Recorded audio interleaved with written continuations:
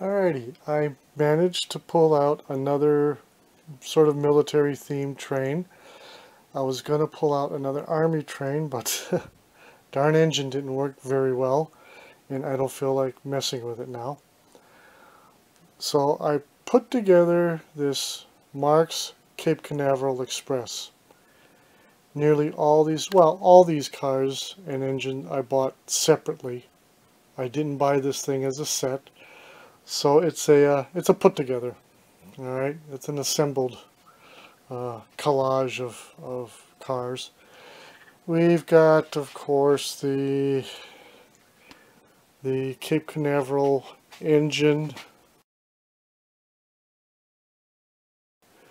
We have the missile car with 2 missiles with the launch mechanism in a permanent upright position. Then we've got the U.S. Air Force missile launching car, which launches when that trip mechanism is tripped. Okay, that lever is tripped. And what I did is I took out the spring so this thing wouldn't pop up. The spring is really too tight, and I don't want to break the missile, which is old, or the plastic launch mechanism. But what it does is when I pull that, it raises up. This has a spring of its own. The missile, this one here is just sitting on there. Normally, you put the spring down in it. You would put the missile down,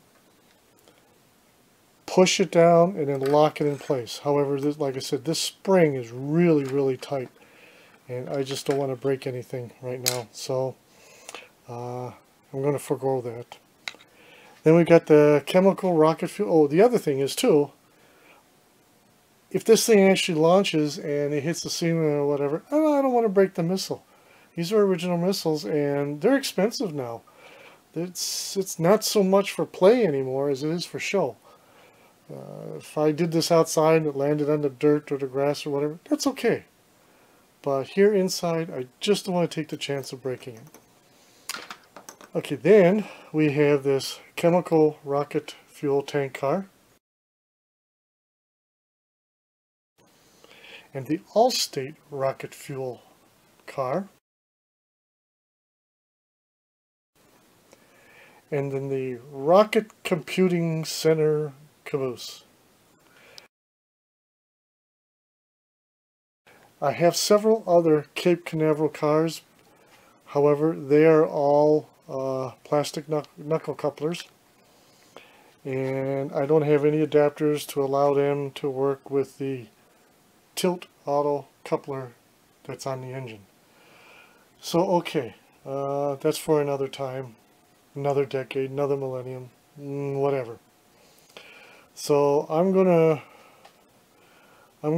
close this thing up again, and we're gonna crank this puppy up and see how she does. Okay, we're back again.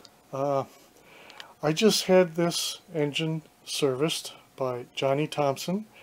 Johnny Thompson is the group moderator of the Facebook Marx Trains group.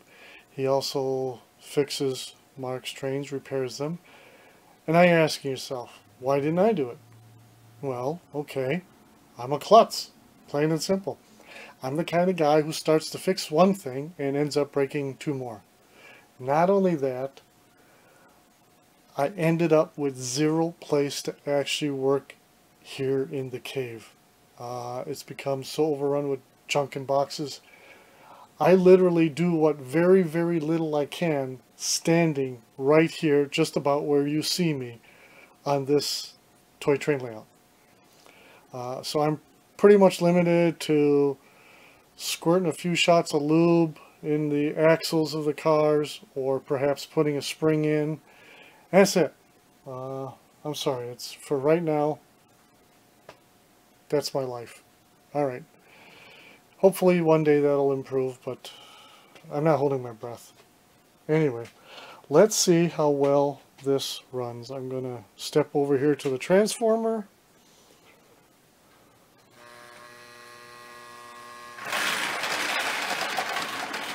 We have liftoff.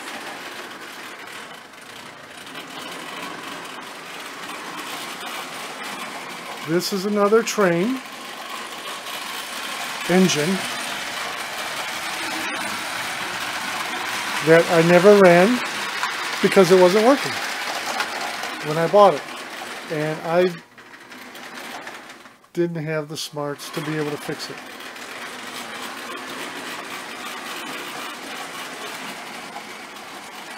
The coupler on the engine sits really low, and occasionally it touches the center rail, causing it to go into reverse.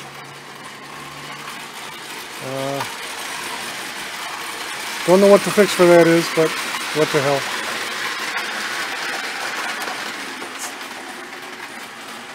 It's a nice looking train.